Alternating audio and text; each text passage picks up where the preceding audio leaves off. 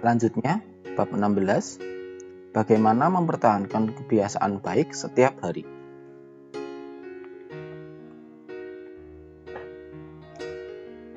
Pada tahun 1993, sebuah bank di Abbotsford, Kanada, merekrut pialang saham 23 tahun bernama Trent D. Smith. Abbotsford adalah wilayah pinggiran kota yang relatif kecil, yang hanya seperti bayangan kota besar terdekatnya. Vancouver, tempat sebagian besar transaksi bisnis terjadi. Mengingat lokasinya dan kenyataan bahwa Dale Smith terbilang pemula, tidak ada yang berharap terlalu banyak darinya. Namun, ia menunjukkan kemajuan yang cepat berkat kebiasaan sehari-harinya yang sederhana. Dale Smith memulai tiap pagi dengan 2 gelas di meja kerja. Yang satu berisi 120 buah penjepit kertas, yang lain kosong. Ia akan mulai menelpon seorang klien. Setelah itu, ia memindahkan satu penjepit kertas dari gelas yang penuh ke gelas yang kosong dan menelpon klien lain. Setiap pagi saya mulai dengan 120 penjepit kertas di satu gelas dan terus menelpon sampai saya memindahkan semuanya ke gelas kedua. Ceritanya kepada saya. Dalam 18 bulan, Dale Smith mendatangkan $5 juta ke perusahaan itu. Pada usia 25 tahun, ia berpenghasilan $75.000 per tahun, setara dengan $125.000 hari ini.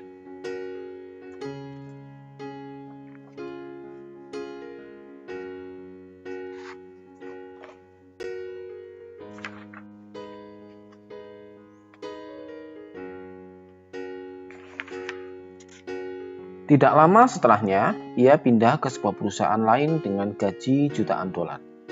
Saya suka menyebut teknik ini strategi penjepit kertas, dan setelah bertahun-tahun, saya mendengar para pembaca telah menerapkannya dengan berbagai cara. Seorang perempuan memindahkan jepit rambut dari wadah satu ke wadah lain, setiap kali menulis satu halaman naskah. Seorang laki-laki memindahkan kelereng dari kotak satu ke kotak lain setelah melakukan serangkaian push-up. Mendapatkan kemajuan adalah hal yang memuaskan dan ukuran-ukuran yang dapat dilihat. Misalnya memindahkan penjepit kertas atau penjepit rambut atau kelereng. Memberikan bukti yang jelas tentang kemajuan Anda. Alhasil, kemajuan itu menguatkan perilaku Anda dan menambahkan sedikit kepuasan langsung pada suatu kegiatan. Pengukuran visual datang dalam banyak bentuk. Buku harian makan, catatan olahraga, loyalty punch card, progress bar, pada perangkat lunak yang dapat diunduh. Bahkan, angka-angka halaman di sebuah buku. Akan tetapi, barangkali cara terbaik untuk mengukur kemajuan adalah menggunakan pemantau kebiasaan. Subbab, cara memantau kebiasaan. Memantau kebiasaan adalah cara sederhana untuk mengukur apakah Anda melakukan suatu kebiasaan. Format yang paling dasar adalah menyediakan kalender dan menyilang tanggal setiap kali Anda mempertahankan suatu rutinitas. Sebagai contoh, jika Anda bermeditasi pada hari Senin, Rabu, dan Jumat, tiap tanggal di hari-hari tersebut itu mendapat tanda silang. Sejalan dengan waktu, kalender itu seperti rekaman untuk perjalanan kebiasaan Anda. Banyak orang telah memantau kebiasaan mereka, tapi barangkali yang paling terkenal adalah Benjamin Franklin. Sejak usia 20 tahun, Franklin membawa buku kecil kemanapun ia pergi dan menggunakannya untuk memantau 13 hal pribadinya yang positif. Daftar ini meliputi sasaran-sasaran seperti tidak membuang waktu, selalu melakukan sesuatu yang berguna, dan menghindari perbincangan omong kosong. Pada penghujung hari, Franklin membuka buku kecilnya dan mencatat kemajuan-kemajuannya. Jerry Seinfeld konon menggunakan pemantau kebiasaan untuk kewajibannya menulis materi lawakan. Dalam dokumenter berjudul Comedian, ia mengarang bahwa sasaran semata tidak pernah memutus rantai. Menulis materi lawakan setiap hari. Dengan kata lain, ia tidak berfokus pada seberapa baik atau seberapa buruk suatu lawakan atau seberapa besar inspirasi yang ia rasakan. Ia hanya berfokus pada membuat rangkaian makin panjang. Jangan memutus rantai adalah mantra yang dahsyat. Jangan memutus rantai penawaran, penjualan, maka Anda akan membangun buku bisnis yang sukses. Jangan memutus rantai olahraga, maka Anda akan bugar lebih cepat dari yang Anda harapkan. Jangan memutus rantai penciptaan setiap hari, maka Anda akan memiliki portofolio yang mengesankan. Pemantauan kebiasaan efektif karena memperbesar manfaat hukum perubahan perilaku berkali-kali lipat. Mantra ini secara serentak menjadikan suatu perilaku nyata, menarik, dan memuaskan. Mari menguraikannya satu demi satu. Manfaat pertama, pemantauan kebiasaan itu terlihat. Mencatat aksi terakhir Anda menciptakan pemicu yang dapat menginisiasi langkah berikutnya. Pemantauan kebiasaan secara alami membangun serangkaian petunjuk visual seperti tanda silang pada kalender atau daftar makanan dalam catatan makanan Anda. Ketika memandang kalender dan melihat rekam jejak Anda diingatkan untuk melakukannya lagi. Penelitian menunjukkan bahwa orang yang memantau kemajuan sasaran-sasaran mereka seperti menurunkan berat badan, berhenti merokok, dan menurunkan tekanan darah lebih mungkin menaikkan peluang mereka daripada yang tidak. Studi terhadap lebih dari 600 orang menemukan bahwa mereka yang membuat catatan makanan tiap hari berhasil menurunkan berat 2 kali lebih banyak daripada yang tidak. Aksi memantau perilaku dapat memicu dorongan untuk mengubahnya. Pemantauan kebiasaan juga membuat Anda tetap jujur. Kebanyakan kita mempunyai pandangan yang terdistorsi tentang perilaku kita sendiri. Kita mengira telah berbuat baik daripada yang sesungguhnya. Pengukuran menawarkan cara untuk mengatasi kebutuhan kita terhadap perilaku kita sendiri dan melihat apa yang terjadi sesungguhnya setiap hari. Sekali pandangan ke penjepit kertas dalam gelas membuat Anda langsung tahu berapa banyak yang sudah atau belum Anda lakukan. Ketika bukti berada tepat di depan Anda, lebih kecil kemungkinan Anda berbohong pada diri sendiri. Manfaat kedua, pemantauan kebiasaan itu menarik. Bentuk motivasi yang paling efektif adalah kemajuan. Ketika memperoleh sinyal bahwa kita sedang maju, kita menjadi lebih termotivasi untuk meneruskan di jalan yang sama. Dengan cara ini, pemantauan kebiasaan bisa mempunyai efek ketagihan pada motivasi. Tiap kemenangan kecil akan menyegarkan hasrat Anda. Ini bersifat efektif khususnya ketika Anda mengalami hari yang buruk. Ketika sedang merasa terpuruk, mudah bagi Anda untuk melupakan semua kemajuan yang sudah Anda capai. Pemantauan kebiasaan menyediakan bukti visual tentang kerja keras Anda. Pengingat tentang seberapa jauh Anda telah menempuh perjalanan. Selain itu, kotak kosong yang Anda lihat tiap pagi dapat memotivasi Anda untuk memulai karena Anda tidak ingin kehilangan kemajuan dengan memutus rangkaian. Manfaat ketiga, pemantauan kebiasaan itu memuaskan. Ini manfaat yang paling penting di antara semua. Memantau kebiasaan dapat menjadi bentuk ganjaran tersendiri. Anda bisa merasa puas ketika menyilang sesuatu dari daftar, melengkapi isian dalam catatan olahraga, atau menyilang tanggal pada kalender. Anda bisa merasa puas ketika melihat hasil-hasil Anda tumbuh. Ukuran portofolio investasi, panjang naskah buku, dan kalau Anda merasa puas, besar kemungkinan Anda untuk bertahan. Pemantauan kebiasaan juga membantu Anda tetap fokus. Anda akan berfokus pada proses, bukan hasil. Anda tidak terpaku pada bayangan tubuh yang six-pack. Anda semata berusaha mempertahankan rangkaian kegiatan Anda dan menjadi orang yang tidak pernah melewatkan olahraga. Untuk ringkasannya, pemantauan kebiasaan pertama, menciptakan petunjuk visual yang dapat mengingatkan Anda untuk beraksi.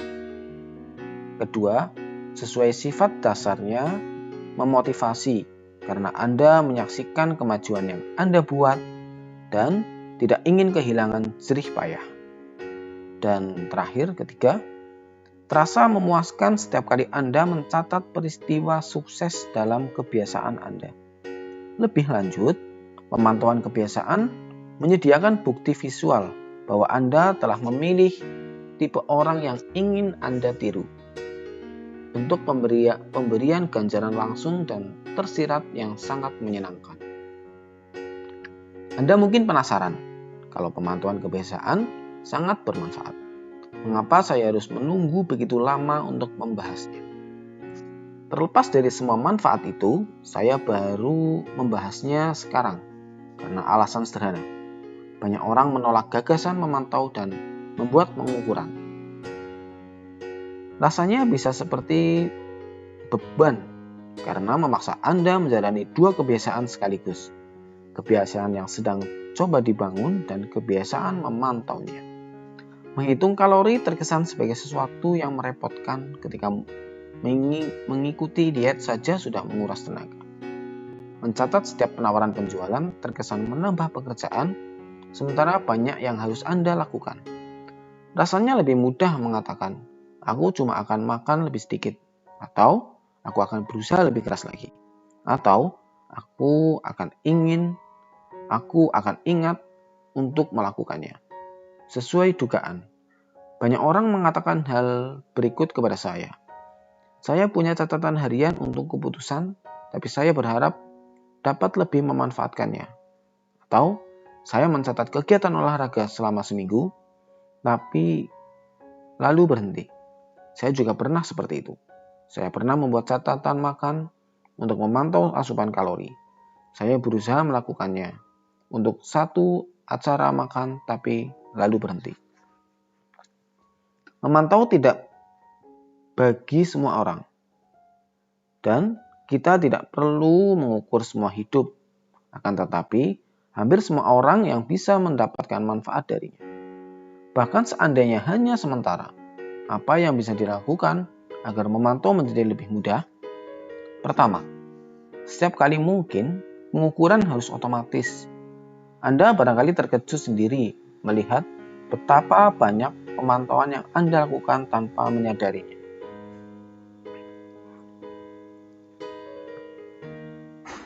Laporan kartu kredit memantau seberapa sering Anda makan di luar. Catatan Fitbit merekam berapa langkah yang Anda lakukan dan berapa lama Anda tidur. Kalender mencatat berapa banyak tempat baru yang Anda kunjungi tiap tahun. Begitu Anda tahu di mana bisa mendapatkan data, tambahkan catatan di kalender Anda untuk mengusulnya tiap hari, tiap minggu, atau bulan yang lebih praktis daripada memantaunya setiap hari. Kedua, pemantauan manual harus dibatasi hanya untuk kebiasaan yang paling penting.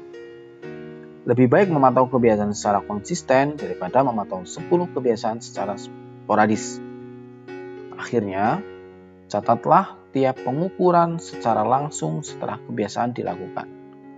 Penyelesaian perilaku adalah petunjuk untuk mencatatnya.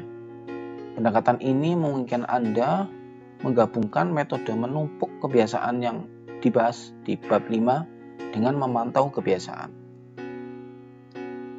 Rumus untuk menumpuk kebiasaan ditambah memantau kebiasaan adalah setelah kebiasaan saat ini, aku akan memantau kebiasaanku. Contoh, setelah meletakkan telepon sehabis melakukan penawaran penjualan, aku akan memindahkan penjepit kertas. Setelah menyelesaikan serangkaian latihan, aku akan mencatatnya dalam buku harian olahraga. Setelah menaruh piring di bak cuci, aku akan mencatat apa yang ku makan. Taktik-taktik ini dapat menjadikan pemantauan kebiasaan Anda lebih mudah. Bahkan, seandainya Anda bukan tipe orang yang gemar mencatat perilaku sendiri, menurut saya pengukuran selama beberapa pekan akan membuka wawasan Anda. Selalu menyenangkan untuk dapat melihat bagaimana kesungguhannya Anda telah menghabiskan waktu. Artinya, setiap rangkaian kebiasaan berakhir di suatu titik. Dan lebih penting daripada tiap pengukuran adalah ketika Anda mempunyai rencana yang bagus saat kebiasaan Anda melenceng dari relnya.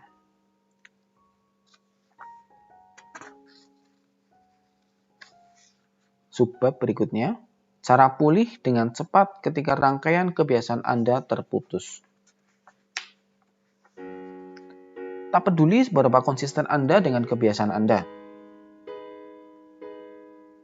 Tanpa dapat dihindari, hidup akan menginterupsi Anda entah kapan. Anda tak mungkin sempurna. Setelah berjalan beberapa waktu, boleh jadi situasi darurat muncul. Anda tiba-tiba sakit, atau harus melakukan perjalanan dinas yang jauh, atau keluarga Anda memerlukan waktu Anda lebih banyak. Setiap kali ini terjadi pada saya berusaha mengingatkan diri pada aturan sederhana. Jangan pernah bolos 2 kali. Kalau suatu hari terpaksa bolos, saya akan berusaha menggantikannya secepat mungkin. Tidak berolahraga 1 kali pernah terjadi, tapi saya tidak akan bolos sampai 2 kali berturut-turut. Barangkali saya akan makan seluruh pizza yang menjadi jatah saya dalam suatu acara. Tapi saya akan melanjutkannya dengan makan yang sehat. Saya mustahil menjadi sempurna, tapi saya bisa menghindari bolos kedua. Segera setelah satu rangkaian terputus, saya langsung menggantikannya dengan rangkaian baru. Kesalahan pertama tidak pernah membuat Anda hancur. Spiral pengulangan kesalahanlah yang dapat mengarah ke sana. Bolos 1 kali hanya kecelakaan. Mangkir 2 kali sama dengan awal kebiasaan baru. Disinilah letak perbedaan antara pemenang dan pecundang. Siapapun dapat membuat kesalahan 1 kali. Kecelakaan dalam olahraga atau kesialan dalam pekerjaan. Namun, ketika orang sukses gagal, mereka pulih dengan cepat. Terputusnya kebiasaan bukan masalah kalau kebiasaan itu dengan segera dijalankan lagi. Menurut saya, prinsip ini sangat penting, sehingga terus saya jadikan pegangan kalau tidak dapat menjalankan kebiasaan dengan mulus atau menyelesaikannya seperti yang saya inginkan. Terlalu sering kita terjatuh ke siklus all or nothing dalam kebiasaan kita. Masalahnya adalah masuk ke pola pikir bahwa kalau kita tidak melakukan sesuatu dengan sempurna, tidak usah melakukannya sama sekali.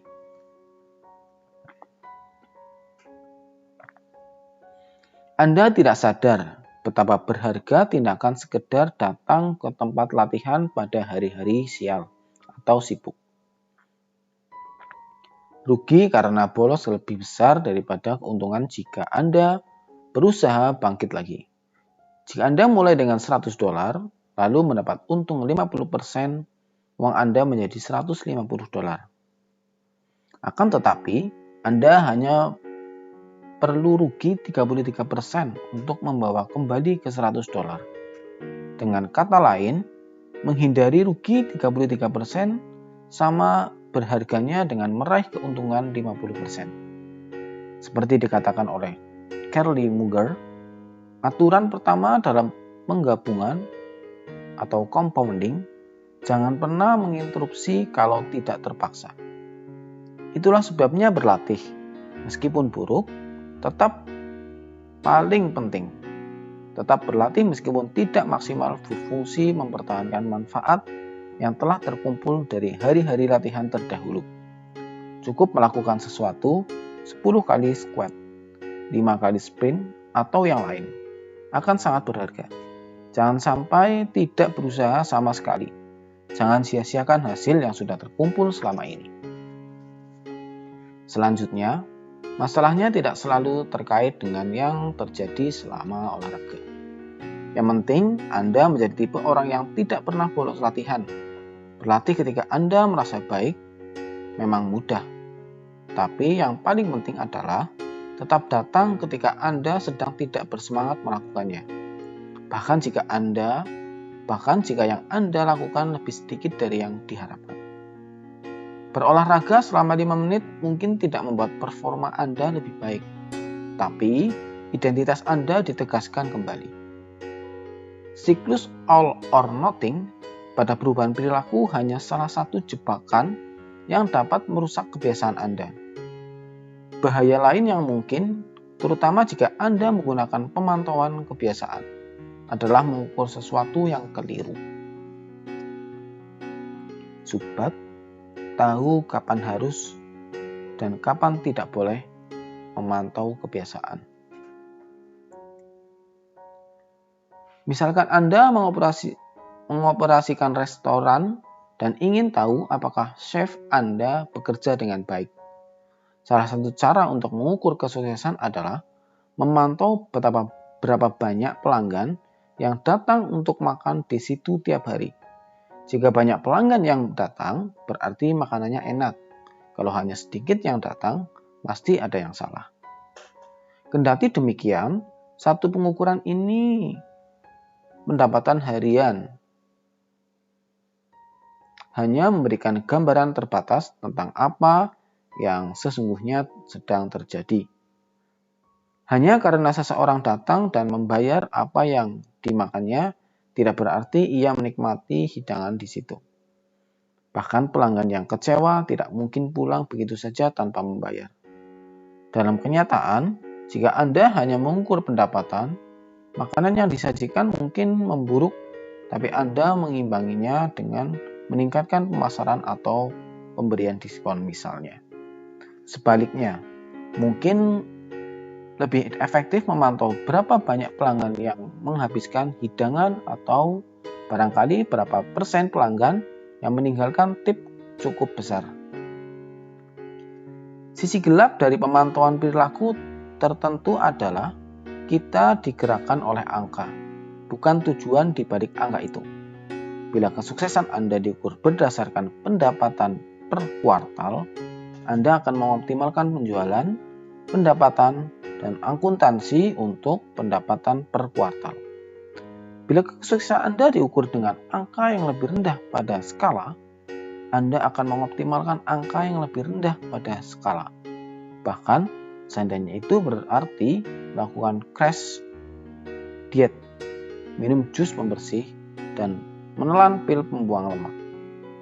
Pikiran manusia menginginkan kemenangan pada permainan apapun yang sedang dimainkan. Jebakan ini adalah bukti dalam banyak bidang kehidupan. Kita berfokus pada jam kerja yang panjang sewaktu bekerja, bukan pada apakah suatu pekerjaan menghasilkan sesuatu yang bermakna. Kita lebih peduli mendapatkan 10.000 langkah ketimbang apa yang kita lakukan supaya sehat. Kita mengejar ujian buku, bukan memberi tekanan pada pembelajaran. Rasa ingin tahu dan berpikir kritis. Pendek kata, kita mengoptimalkan apa yang kita ukur. Ketika memilih pengukuran yang salah, kita mendapatkan perilaku yang salah. Ini terkadang disebut hukum Goddard. Diberi nama demikian untuk mengenang ekonom Charles Goddard. Hukum itu mengatakan, ketika suatu ukuran menjadi target, ukuran itu berhenti menjadi ukuran yang baik. Pengukuran hanya berguna kalau menuntun Anda dan menambah konteks ke gambaran yang lebih besar, bukan ketika ukuran itu menyusahkan Anda. Tiap angka hanya sepotong umpan balik dalam sistem keseluruhan. Dalam dunia yang digerakkan oleh data, kita cenderung menghargai angka secara berlebihan dan meremehkan hal-hal yang hanya sebentar, lunak, dan sulit dikuantifikasi. Kita keliru mengira faktor yang dapat kita ukur merupakan faktor satu-satunya yang ada. Hanya karena Anda dapat mengukur sesuatu tidak berarti itulah yang paling penting. Dan hanya karena Anda tidak dapat mengukur sesuatu, tidak berarti itu sama sekali tidak penting. Semua ini bertujuan mengatakan pentingnya menjaga pemantauan kebiasaan di tempat yang sesuai. Mencatat kebiasaan dan memantau kemajuan bisa terasa memuaskan. Tapi, pengukuran bukan satu-satunya yang penting.